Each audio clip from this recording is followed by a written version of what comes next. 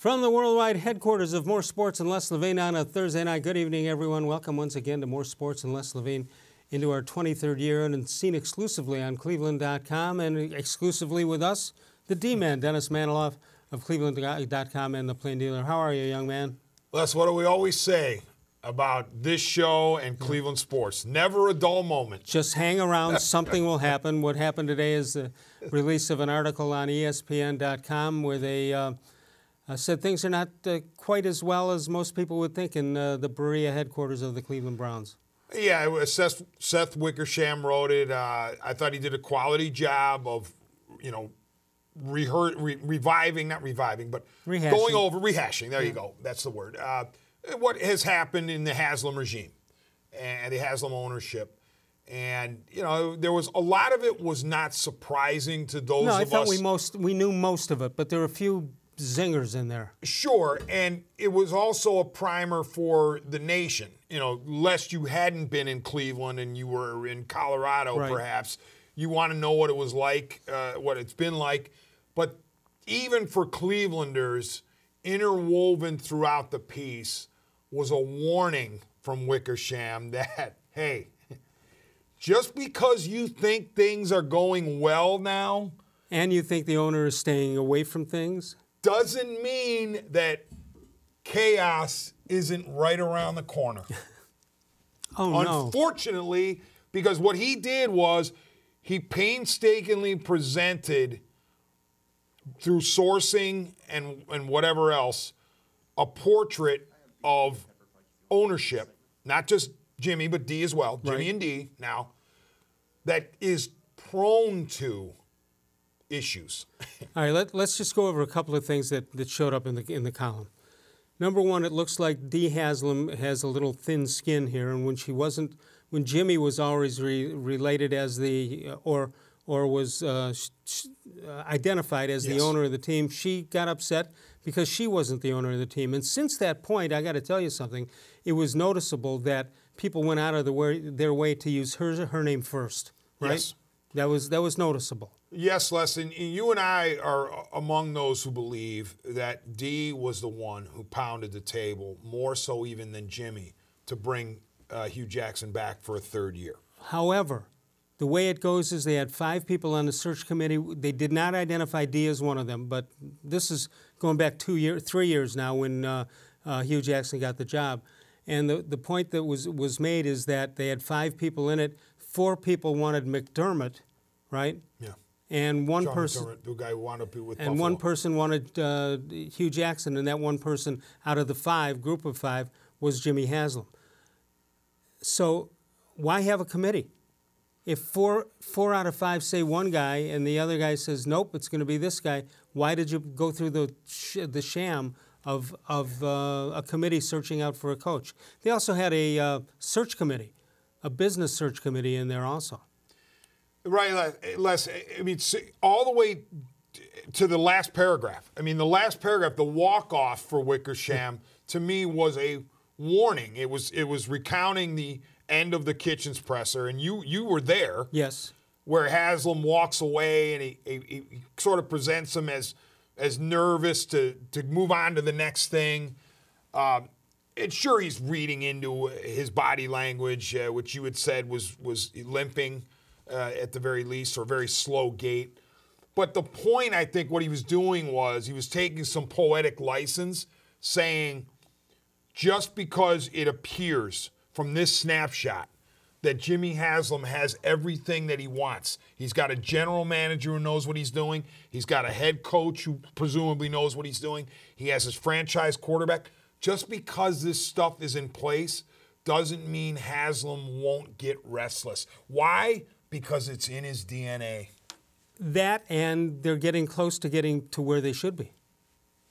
And who's going to take the credit? Do you think he's going to sit around and let John Dorsey take all the credit for it? That's warning part 2, okay?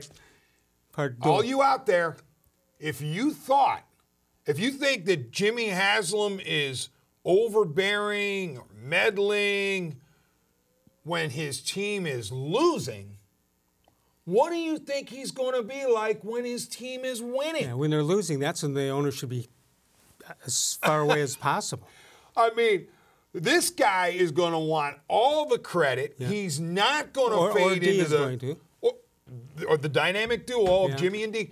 They're not going to sit back and just say, "Hey, we put it all, we put the mechanism in place and we'll let everybody." No, they're going to want the credit for this. Absolutely. Let's take a look at the Hugh Jackson timeline, see what happens, what has happened. This is in the ESPN article we're talking about, August of 2016, the disagreement over trading Andy Lee, the punter. Thank goodness he was overruled. Thank goodness he was overruled on that. That was in Jackson's first game. Then you continue on in the 2016 draft as Jackson passes on Carson Wentz on the advice of Paul DePodesta. Then you have the draft in 2017. Jackson kept in the dark about trading up for Myles Garrett. He wanted Garrett, yeah. He pounded the table for Garrett. All right, then it starts with Kaiser, the quarterback, Deshaun Kaiser. He starts him against Sashi Brown's recommendation. I'll tell you what I'm hearing. I'm hearing a lot of positive things. Well, here you go. There's in October, you've got he was fired. Told the team told the team had given up on him. That part I don't think I heard before. Have you? No. And it may be true. I just don't know that I heard it. I'll say this.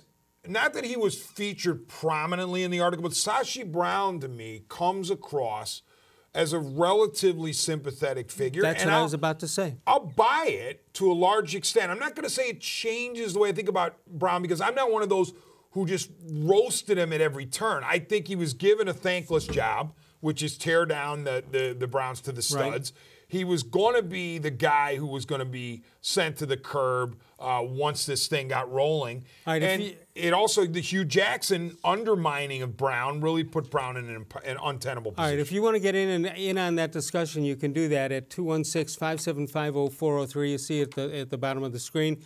You can also email us at reallesLevine@gmail.com. We, of course, exclusively are on cleveland.com. Let's check out MS&LL headlines for the day, brought to you by Northfield Park. ESPN says not all is guaranteed to be well in Berea. D-Man's words. As long as the Haslams are in town. A.J. Pollock, a guy most of us wanted for the Indians, is heading to the Dodgers. Jock Peterson, center fielder for the Dodgers, probably available. D-Man, would you take Jock Peterson if the price wasn't too high? Well, that's the big if. I'd need a lot more. If you're talking about acquiring him in a trade for Kluber, I need at least 3 major leaguers coming back to me. Cavs are at 9 and I can't even read that. 9 and 40. 9 and 40. 9 and 40. How'd they win 9? The draft can't get here soon enough. Anyway, they'll take on the Miami Heat. That'll be tomorrow night. 216-575-0403 is the number to call. As you know, I'm the self-proclaimed voice of truth and reason in Cleveland sports. D-Man said it at the beginning of the show. How do we do sports on a daily basis, as we've done for so many years? It's really easy. You just hang around and stuff falls in your lap. This stuff about D. Haslam and Jimmy Haslam, just when we thought we had things settled down a little bit out in Berea, this not necessarily a bombshell, because I'd say most Browns fans who follow this thing for quite some time knew 60 to 70% of this. But I think as D-Man is talking, you got to be careful about the meddling that is going to happen now that the Browns are about where they want to be, and as they challenge for the 2019 division crown at least. Here's the thing I'm most afraid of, that I don't know what would bring it on, but if John Dorsey gets upset and just says, I'm out of here, that's the worst thing that can happen. Yeah. Right now, it's a honeymoon with Dorsey. He has said nothing but great things about the Haslam ownership, and by what we can glean, the Haslams have, in fact, given Dorsey room to breathe. So far. And look what's happening. This franchise is turning around. So I say to the Haslams, please keep it up. Keep allowing Dorsey and his crew to do their jobs. Stay away from you're the owners. You have a right to be read in on what's happening, but let them do their work and maintain what you said is the paradigm now. Dorsey reports to Haslam, not assistant coaches, not trainers. One guy, the general manager, reports to the owner. One thing we left off in the headlines, Kevin Love full practicing today out at Cleveland Clinic Courts. More important than that, they've lifted the no-trade clause. Yeah. He can be traded as effective today, actually. Yeah, he's going to have to prove himself on the court again before the Cavs can move. I mean, another team would be silly, not to wait until he shows he's healthy. Mike Masetta from Nature Stone will join us when we get back. Facebook.com, the place to go. You can follow us on Facebook, and new content is posted each and every day. Dennis Maniloff and I return in a moment. More Sports and Les Levine, seen exclusively on cleveland.com.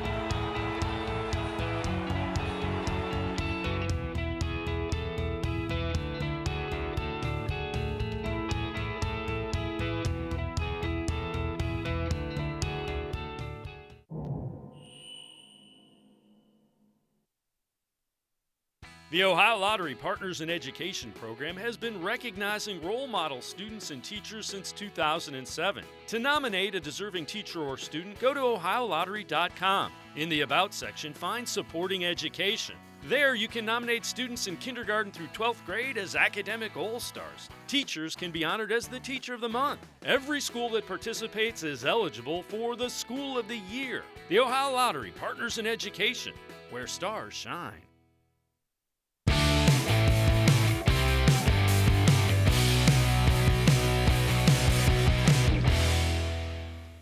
Let's check out birthdays for today, the 24th of January. Preston Carpenter played 10 years in the NFL, mostly with the Browns. Monty Clark, great lineman, and with the Browns, and also a head coach in the NFL. Sandy Beaches from 1947. Chris Warren, Scott Kazmir, who used the Indians and made money off it by doing that. Jose Quintana. 1 year for he did a one-year deal on a major league invite, right? To the. I believe so. I think that's the case. Really good.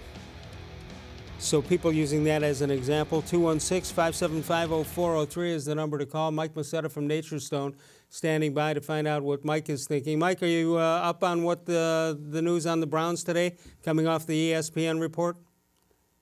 I heard a little bit about that. The report that Haslam's had too big of an impact on the Browns through the first several years of his ownership, and now they finally got Dorsey in place. I don't know how much truth there is to it, but they cite a lot of unnamed sources. Yeah. But that's a heck of a story if any of it's true. Well, it is, because we thought for the most part that he and his wife Dee were kind of staying out of this until the end when you go to dinner and write the check.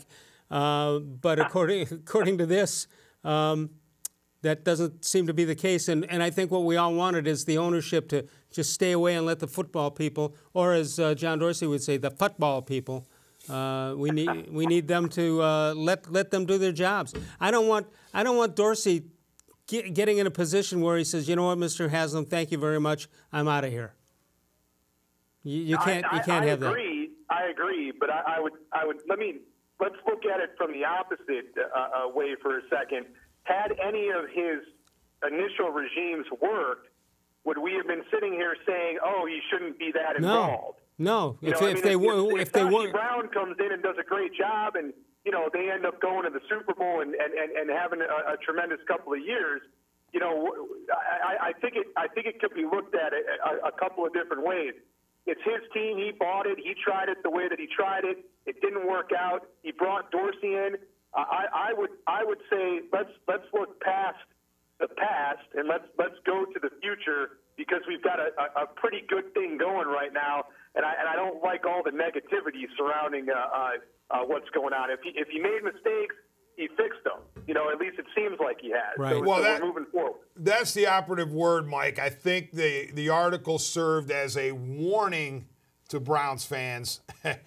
Just because you think things are looking good now doesn't mean the owner has gotten his restlessness out of his system. Or again, as Les said, the owners, Jimmy and D. That, I think, is the warning that just because it looks good now doesn't mean Haslam won't change his mind sometime soon. The Haslam should be able to write the book on how to find a new coach. Not that they've been successful, but they've done it more than anybody else. This could be a Guinness record, right?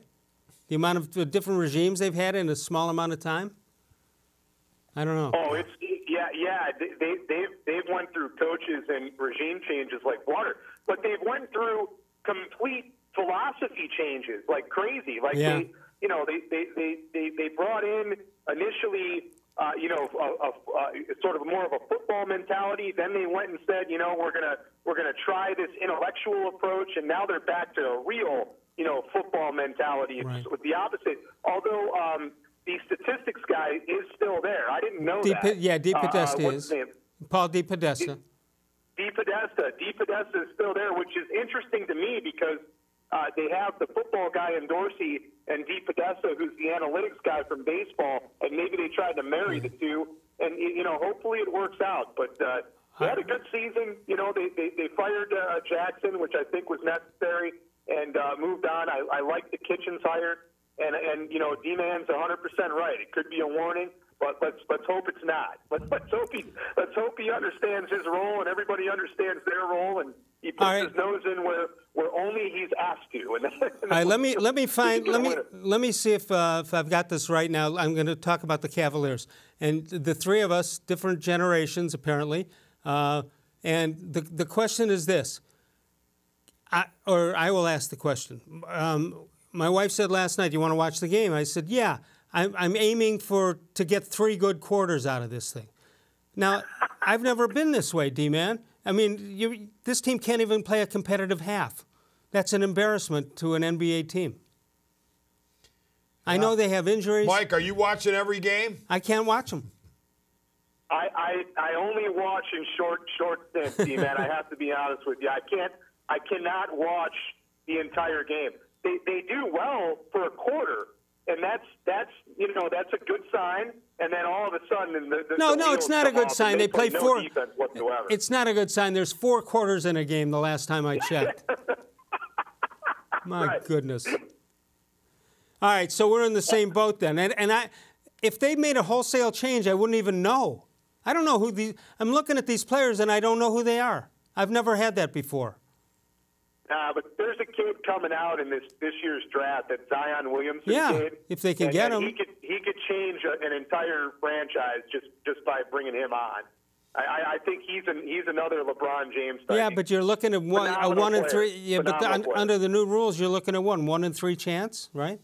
Yeah. Right. Yeah, they would have a top 3 for sure because they'll finish with the worst record. But they could potentially not get him, but hopefully they do, because that's a franchise-changing player, in my opinion. He's very, very good. Have you changed your mind on anything regarding the Indians? There's another quiet week coming up, but D-Man and I were saying before that with spring training coming up, you got to believe that the Indians would want whoever they're going to have, they'd want them in spring training rather than bring them halfway through.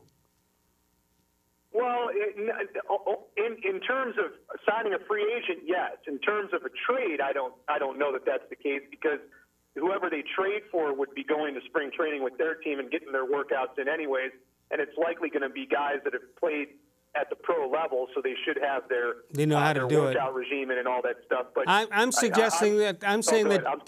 that Jock Peterson is going to wind up in an Indians uniform.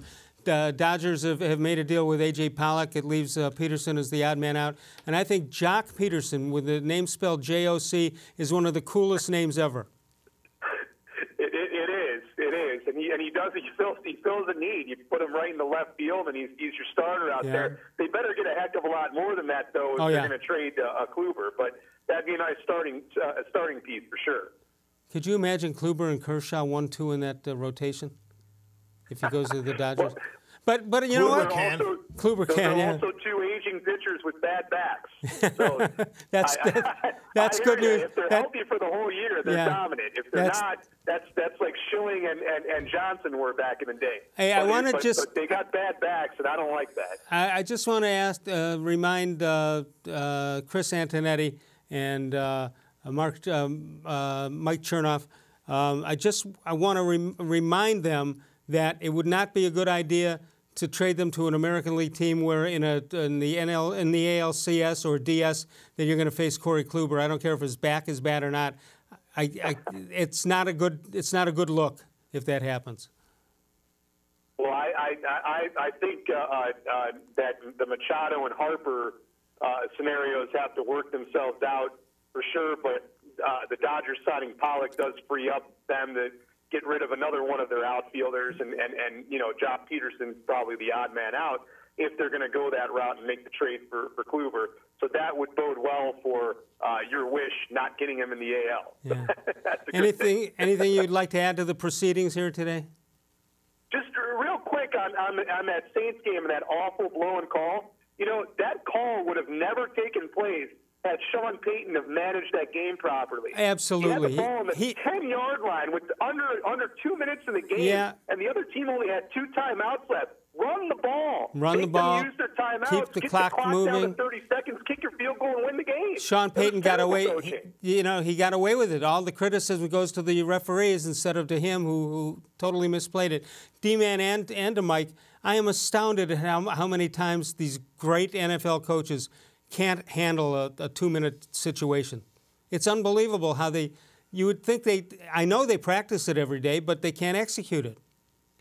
Yeah, and even if they'd have scored a touchdown there, you're still giving the Rams, who have an explosive offense, the ball back with a minute 45 or minute 30 somewhere in there, and 2 timeouts to score a touchdown and tie the game. If I were the Rams, I probably would have pulled a Bill Belichick and just let the running back score if they were I was just going to tell you that they should have been putting their knee down at the 2-yard line.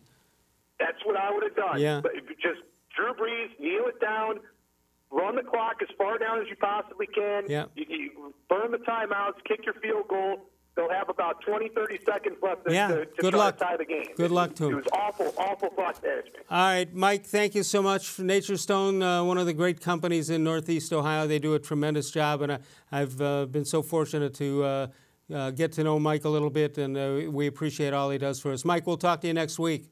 Thanks, Mike. Okay, 216-575-0403 is the number to call. Northfield Park is your home for live and simulcast racing, and you can catch the excitement Monday, Tuesday, Wednesday, as well as Saturday evenings with a 6 p.m. post time. But they're open every day at noon for simulcast action from all over the world, the top harness tracks and thoroughbred tracks, and you can enjoy the free handicapping contest all weekend long, including the popular Road to the Derby contest on Saturdays. It's free admission, free parking every day at Northfield Park. Dennis Maniloff and I return in a moment. Our thanks to Mike Macetta, and we'll be back in a moment. More Sports and Les Levine is seen exclusively on cleveland.com.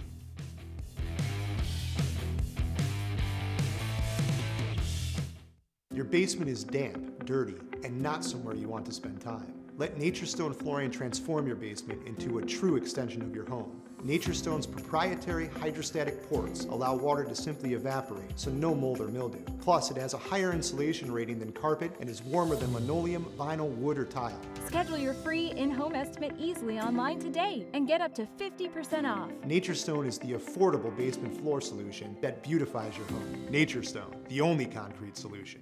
There are tastes we remember. Every smell brings the happiness of times gone by.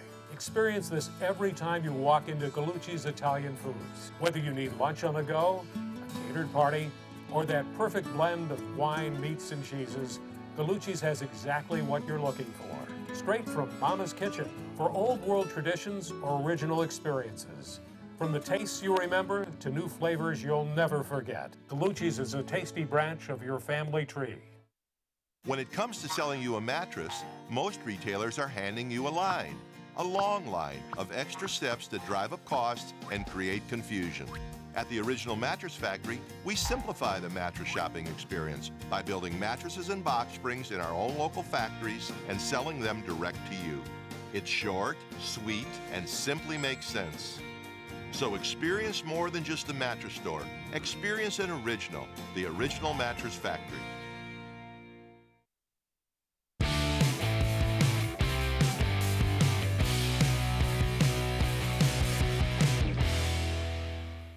It is time for a How Come Quickie. D-Man, how come nobody cares what the wind chill factor is in July?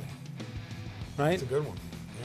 216-575-0403 is the number to call. Let's go to Pepper Pike. We'll start things off with BP. Hello, BP.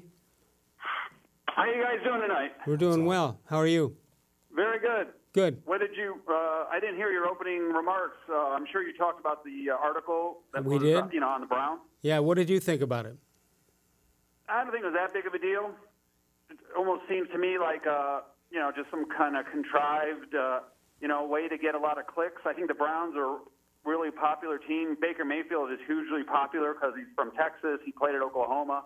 Well, hold on a second, BP. All right, D-Man, you're in that business. We all are now, finding clicks. Is he onto something? I'm going to disagree in this case. I'm not saying it doesn't happen, but I read it as an even-handed, again, as you said, the recitation of the Haslam era.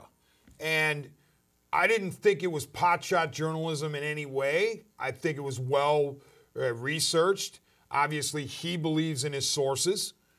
I think what Browns fans should take from it is they need to pray that Jimmy Haslam will change the way he does business now that he has a quarterback, a coach, and a GM. Yeah, he's in perfect That's position. I wasn't surprised by very much that was in there, but I read more of a be careful because Haslam maybe doesn't change his DNA. And here's the BP. Here's the part. Did you read the whole column? I did not read the whole article yet. No. Okay. Well, but I did read a good percentage of it. Okay. So what we heard from Dee Haslam is that she told the administration or all the employees out in Berea. And she said that we really didn't know anything, meaning her and Jimmy. Said if we had known it was this tough, we probably wouldn't have bought the team. That's scary because when you look back at a timeline, they made decisions at a time when they just admitted that they didn't know what the heck they were doing. What I also don't like is, they went and bought some, I don't know anything about soccer, but they bought a professional soccer team in Columbus. Well, they haven't even perfected this sport yet. So. No, that one branching out into another because sport? that one will be easy for them to get out of. And they are credited with helping save. Yeah, they save soccer in Columbus, Columbus, so they get some good PR for that way. But it'll be easy for they don't. You can't compare an NFL team to a MLS soccer. That was just a good investment for them. With John Dorsey, I really do. I mean. He fell into their laps. I'd like to know exactly what happened in Kansas City. Was that some kind of a power struggle between him and Andy Reid?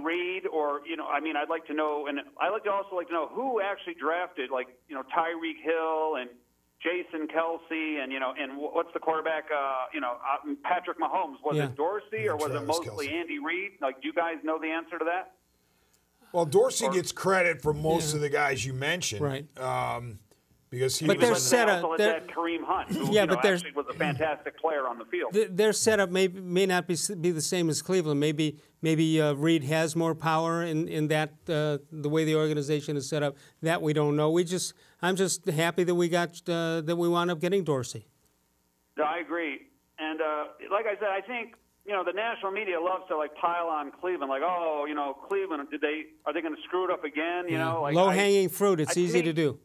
I'm sorry? It's low-hanging fruit. It's easy for them to do. Right. I think if this article came out a year ago, then everybody would be really, but really things are looking up here. So I think it's almost like old news that they just regurgitated. Yeah. That's a fair criticism of it. Yeah, it came at a time when the Browns are trending up. So why kick the Browns when they're moving up? Well, as opposed to kick them when they're moving down? Especially when the big story in football today is the Super Bowl coming up. There's nothing that new that they had to break in, almost like breaking news. Right, but again, I think it was Wickersham saying the ownership might not change the way it does business, even when things are going well. That's a good point. That was the theme to me of what he wrote. BP, thanks for being our leadoff man. We'll talk to you soon. 216-575-0403 is the number to call. You can follow us on Facebook. Get your picture and your Facebook ID out there with whatever your thoughts are on the Cleveland sports scene. Facebook.com/More Sports and Les Levine with new content posted each and every day. We'll come back in a moment. More Sports and Les Levine is seen exclusively on cleveland.com.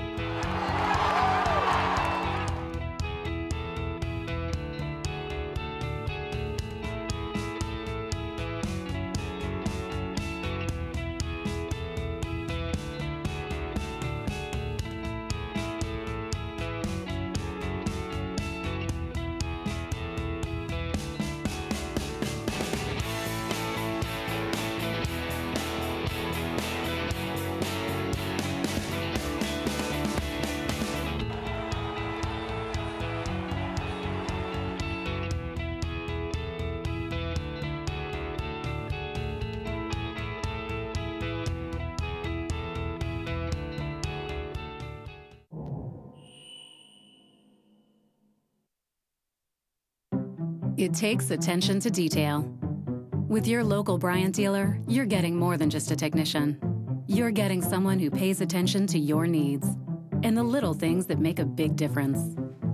It takes a dealer you can rely on. And to keep your family warm this winter, here, let me show you how this works. It takes Bryant. Bryant. Whatever it takes. It takes Smiley One Heating and Cooling to bring the heat when things get chilly. Find us at 440-449-HEAT.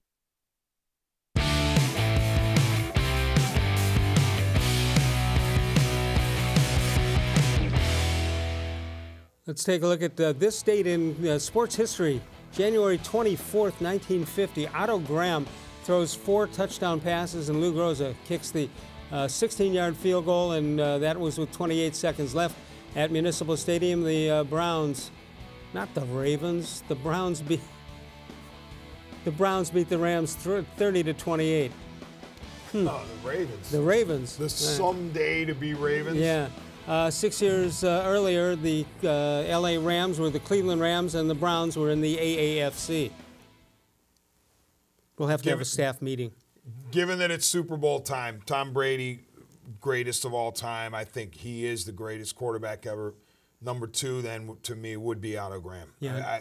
He never gets mentioned because people didn't see him. Well, and I didn't either. Yeah. But I look at 10 years and 10 championship games and 7 titles, and I say that's plenty good enough for me for the number 2 spot. Let's go to the phones. We'll go to Reynoldsburg, Ohio. Mike is standing by. Hello, Mike.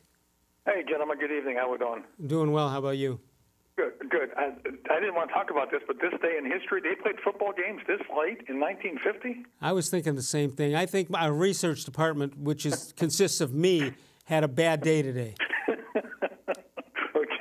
You did a pass. You know, I got to tell you something. Sometimes when we put these things together, I say, this doesn't make any sense. And then I realized, you know, we used to have, what was his name? Emailer, the guy, who? Ben. Ben, yeah. Yeah, Ben. He was like he would check all the copy, and he was like a one-man computer proofreader. Right.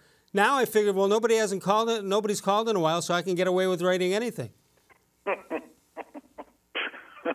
Mike, you do this for You do this for 23 years and see if you ever make a mistake. Yeah, right. I don't think I could do it. I don't think I can do it. What's on your mind? The reason for the Charlie article, I think a lot of what people were saying, it's a rehash of all the things we thought we knew, and probably coming to truth about what everything was said and done. Also, almost in the article, he talked. He doesn't give Haslam any credit for picking Dorsey.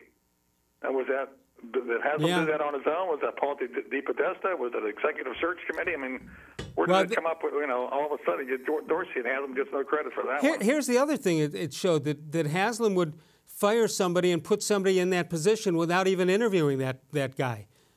Right. He just said, all right, I'm firing you guys. Okay, you're in charge. Well, wait a minute, maybe I don't want to.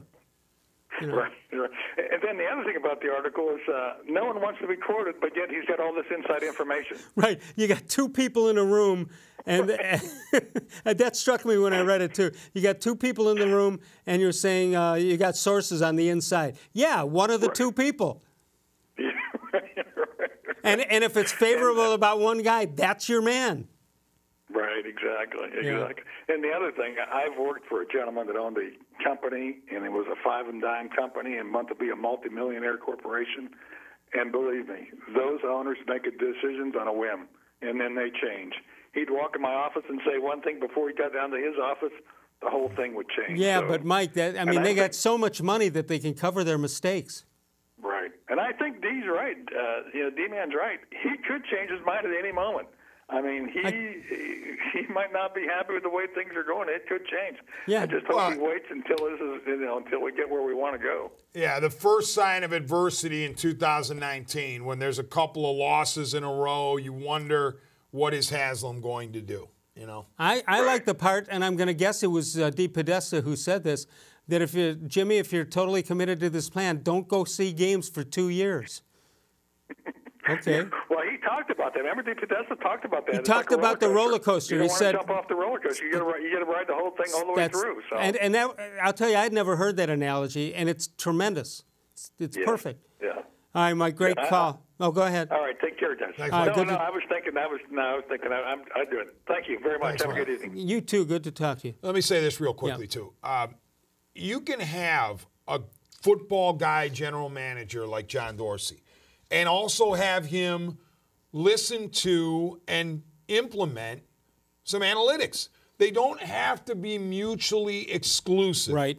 Just because you're a football guy doesn't mean that you don't incorporate some degree of analytics. In fact, I submit you're irresponsible in today's day if you don't incorporate some available data. Perfect example, it's apples and oranges. Probably already has. It's apples and oranges because it's baseball, but Terry Francona, who is as old school as possible, understands the value of analytics. Yeah. He's listening to, and I mean, you're still allowing him to manage and do what he does best, but he's coming into a game armed with a lot more intel than he had in the past. And he doesn't have to go with it, but he has that option to do that.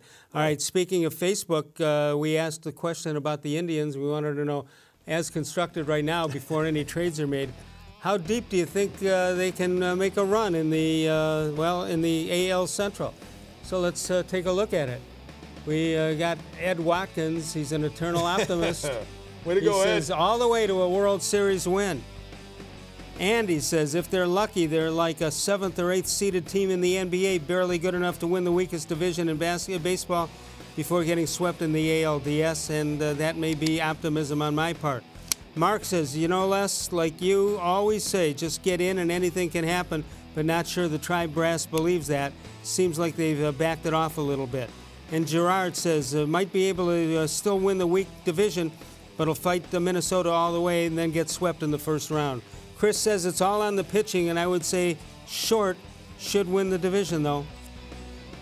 We'll see. Interesting that Gerard invokes the Minnesota Twins. That's the feel I get. Remember when the Twins would win the division, go to Yankee Stadium and get beat and get swept out of the first round?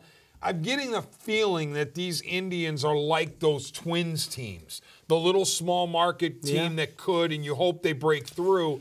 But the key to the phrase, the question you asked was as constructed. And I said this last week, I'll say it again. They're not done. No, they are not done. Antonetti and Chernoff are not going into the season with this roster. 216-575-0403 if you'd like to get in with the D-Man Dennis Maniloff. Monday Night Hoynesy will be here, Paul Hoynes. Tuesday night, Bud Shaw. I don't know about Wednesday right now. I think Terry Pluto, but we'll find out about that. And then, of course, the D-Man wraps up our portion of the week on Thursday night. 216-575-0403 is the number to call. You know, Joe DiMaggio, unbeatable streak, would you say? 56 in a row? I find it impossible to believe somebody's going to top that. How about this? How about Mike and Bernie Sokolowski being a supporter of this show for 26 years on radio and TV? Wow. That's Joe DiMaggio-esque. Nobody's going to beat that. Incredible. And we appreciate it very much. Had my, I think I have 50 Thursdays in every year for lunch at Sokolowski's, and that's what we did today. 5 minutes out of downtown Cleveland. Take the Abbey Avenue exit. That's where you're going to find it. They find it where Mike and Bernie's grandparents started it all back in 1923. Cleveland's oldest family-owned and operated restaurant, the winner of the coveted James Beard Foundation Award. We'll come back in a moment with Dennis Maniloff right here on cleveland.com.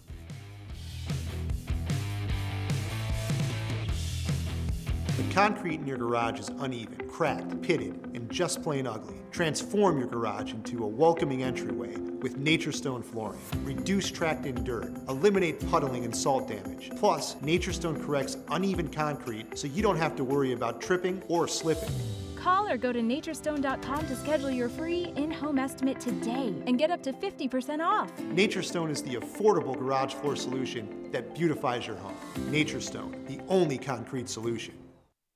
The Ohio Lottery Partners in Education program has been recognizing role model students and teachers since 2007. To nominate a deserving teacher or student, go to ohiolottery.com. In the About section, find Supporting Education. There, you can nominate students in kindergarten through 12th grade as academic all-stars. Teachers can be honored as the Teacher of the Month. Every school that participates is eligible for the School of the Year. The Ohio Lottery Partners in Education, where stars shine.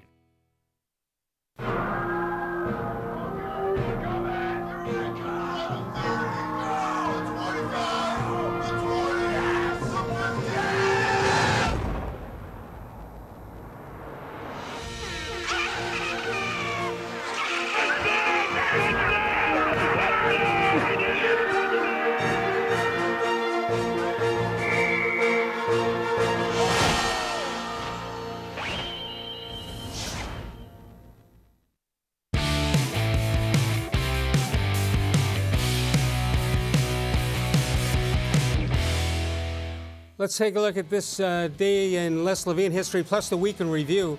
January 24th, 1964. Les is unhappy with his playing time on the Brush High basketball team. He demands the coach should play me or bench me.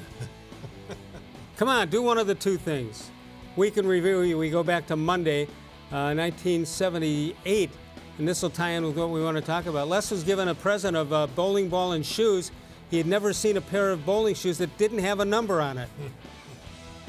Then we roll on to the 22nd, 1964. Les is named Brush High Player of the Week for his foul shooting defense in a win over Shaker Heights.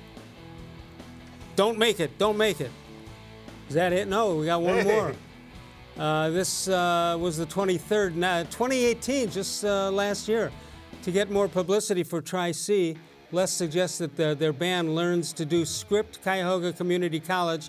Instead, they decided to come up with their own new logo, which was truly a much better idea. Speaking of bowling shoes and bowling, you did something this week in the Plain Dealer and cleveland.com about a gentleman by the name of Rick Parshin. Tell me what he did. Yeah, Rick Parshin is 66 years old. He's the current owner of 132 perfect games. That can't be. 44 299s, 10 298s. Was he using the bumpers on the side? No, everything's legit. He's an amazing story. A great guy, number one. I mean, it's easy to talk to guys like that. I did a Q&A with him last week in the Plain Dealer, cleveland.com. It got a tremendous amount of eyeballs, not because of me, because of him. And he's one of those guys that he's a really good bowler, but even he says the amount of perfect games just doesn't fit with the rest of the resume. And what's his average? Oh, I mean, it depends on the league, depends on the condition. Oh, no. He's sitting in the 210s, okay. 220s. But even, I mean, I know a lot of really good bowlers, and Rick would say he knows guys much better than he is, who, if they have 30 perfect games in their career, that's an awesome accomplishment. He has 132. You asked a great question talking about the pressure that goes on, and when you've had that many, you would think there is no pressure, but there still is, and you got to do it every. I mean, you're just off this much. You've blown the perfect game. Yeah, he says about 50% of the time he gets nervous, and just because you've piled them up. At what point? How well, far I asked him after 9. I said, going into the 10th, after 9 in a row, how many times have you been nervous of the 132? Right. And he estimated about half. And these are sanctioned games? Yeah, I think of the 132, 129 are sanctioned. 3 are non. The one of the 3 that was non-sanctioned was in the Sam Maniloff Memorial Tournament right in front of my eyes. And I did play-by-play while he was on the approach in the 10th frame, and he still ripped 10, 11, How many 12. do you think on an average 300 game, how about that? When he's got the 300 game going, how many are 12 pocket hits?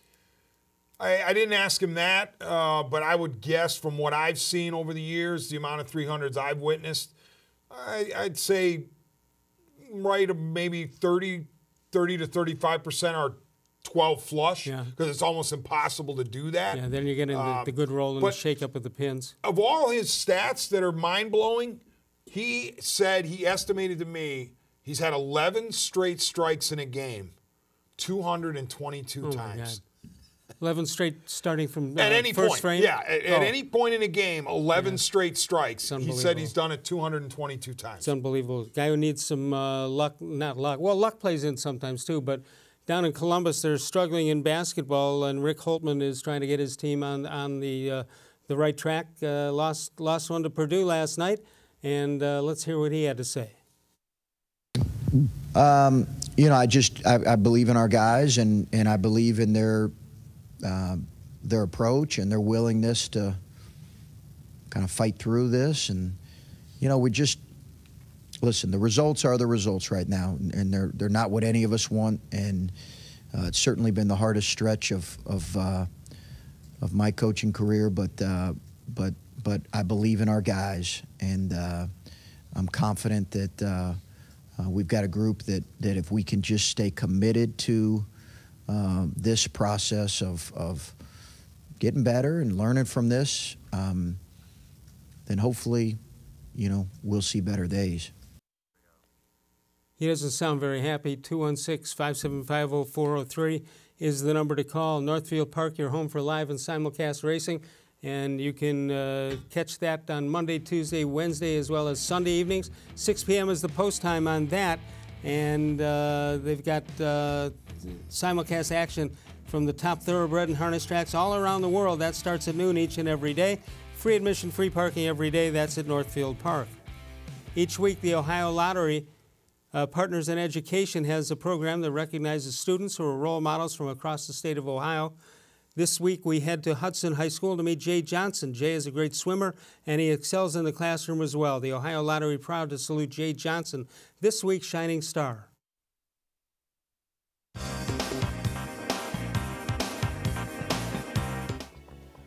As a junior last season, Hudson's Jay Johnson achieved one of his major goals.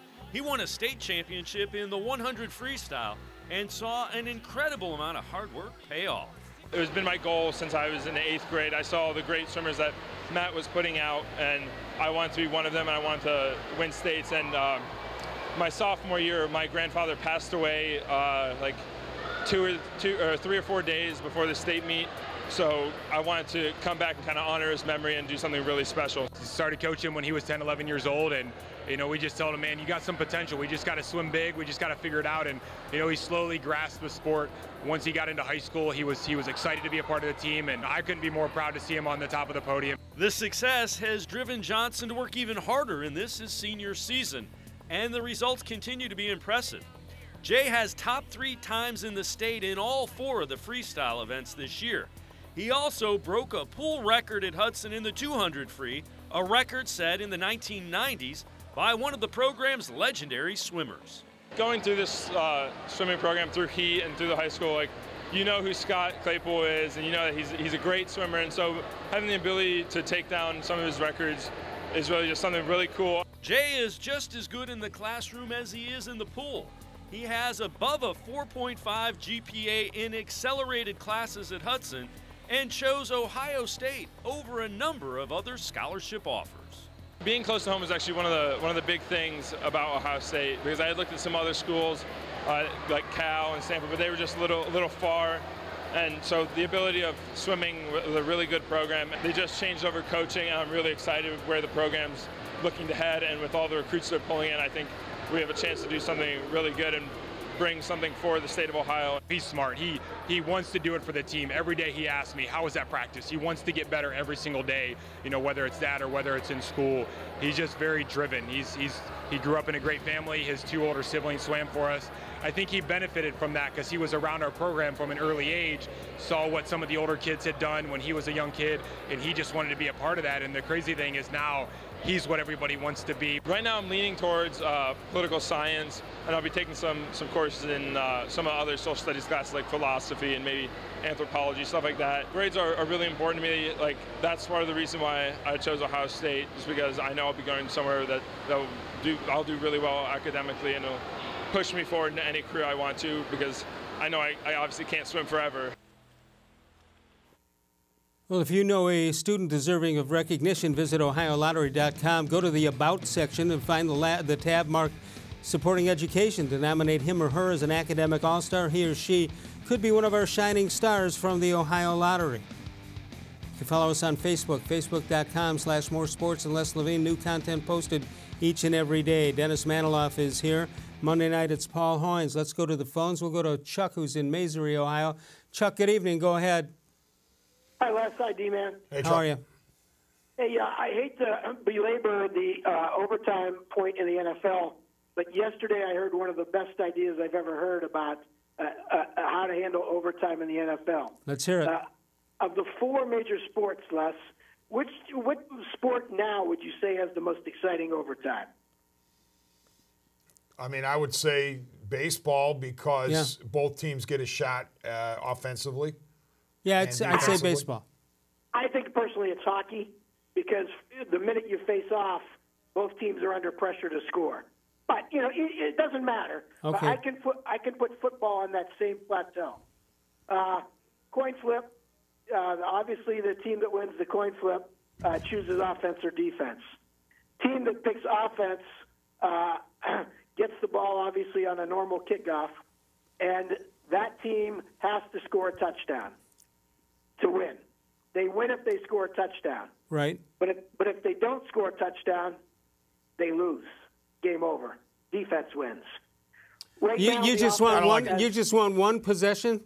One possession, game over. No. Equal pressure on offense and defense. No, right now, you're no right. Pressure on the offense right now. Because if they can't score, they punt and then hope their defense holds. You're still giving it up to a coin flip. I maintained long ago that this is one of the most ridiculous things in professional sports. The idea that a coin flip, what's that? The guy that wins the coin flip can pick offense or defense. And there's equal pressure now on if you take that off. Did you take the ball, D-man? I hear you, if Chuck. If you don't score, you lose. Chuck, I hear you, but the coin flip is asinine, pardon the word, as a way to determine or partially determine the outcome of a let alone a championship game. There was absolutely no reason that Patrick Mahomes shouldn't have the right to answer what Tom Brady did. It's absolutely ridiculous. And you're not going to tell me any guy who wins the flip is going to pick the defense. Well, why wouldn't you, Les? If you have defense and you think you can stop the offense with just 3 and out, you win the game. It's sudden death, Les. Wow. Well, that's what they're trying to save, the sudden death aspect of it. And once you play it the way, why does a touchdown not give the other team a chance and a field goal does? Tell me what the logic is behind that. I don't think it's great logic at all. But in this logic, you have to score a touchdown. Like I said, the pressure and the game you don't score a touchdown and the game is over. If the offense doesn't score a touchdown, defense wins. So they win the game. So it makes it very crucial. Okay. I'll tell you what one of the problems was. Chuck, and D-Man, do you agree with me that only 30% of the people at the game the other day in Kansas City knew the rule, knew that the touchdown ends the game? How many? I say 30% knew, and that's about it. I agree. I agree completely. How about you, Dennis? I'd say it's more because Kansas City football fans are sophisticated. Oh, they're good football but fans. To me, it's just ridiculous, again, that a coin flip is going to determine this. I heard some people say, well, the Chiefs got what they deserved because they couldn't stop Brady. Newsflash. The Patriots had allowed 31 points in the second half to the Chiefs, including 4 touchdowns. Sure, and by the end of regulation, Patrick Mahomes had just as many passing yards as Tom Brady. So why does Brady deserve to be on the field for overtime, but Mahomes doesn't? Right, and whoever won that coin toss, you know was going to win. You knew it. The way both teams were moving it, you knew somebody was going to score a touchdown. And the Chiefs didn't even get to call heads or tails. Hey, and I'll go. Their fate was taken out of their hands because the visiting team makes the call. That's absurd, too. Yes. Just have the logo of the Patriots and the logo of the Chiefs and have the referee say whoever comes up heads is going to win the toss. You don't have the other team call it. And by the way, Andy Reid, we talked about what New Orleans did. Andy Reid has to use his timeouts. His team was gassed when it was goal to go. You had to call a timeout just to let them rest for a minute. Yeah, it's amazing he didn't call a timeout. What I've been calling Andy. Yeah, what was Andy he saving? Schottenheimer What was he saving it for? I have no idea. Okay. But Andy Schottenheimer should have used that timeout. Andy Schottenheimer? Yeah, I can't win a big game. And they both coached at Kansas City. There might be something to it. Yeah, it might be. So, right. Hey, I just thought this was a pretty good option. I know the NFL's too radical for the NFL to adopt, and D-Man's right. They've got to figure out a way to get both teams the ball. But this, to me, without Chuck, Chuck, it's easy. It's easy. All the NFL has to do is check its collective ego at the door, recognize that college has it right, but tweak it by moving it back to the 40 or the 50, and have each team start at the 40 or the 50. The problem on that take is the special teams out of it, which they're desperate to do anyway. The 57, 60-yard field goals are almost automatic now. Well, okay, but I mean, I still think you start back farther, but each team has got to get a chance offensively and defensively. Hey, Chuck, we got to go, but did you hear my idea for instead of the coin toss? Did you hear what I said? Yeah, jump recall. jump ball. Yeah. You have a jump ball. Idea. Yeah. That's a good idea. Hey, Les, now you can be the coin tosser and the timekeeper. I'm all for it. I got to go. Thanks, Chuck. Thanks, Chuck. Great job by D-Man, Dennis Manoff. If you want to do it again next week. Absolutely. What the heck? As long as they're here, let's do that. Thanks to all of you for watching and spreading the word that we are on cleveland.com. We appreciate that very much. We'll see you on Monday. Dave Bacon will see you tomorrow night. Of all the shows I've ever done, this was the most recent.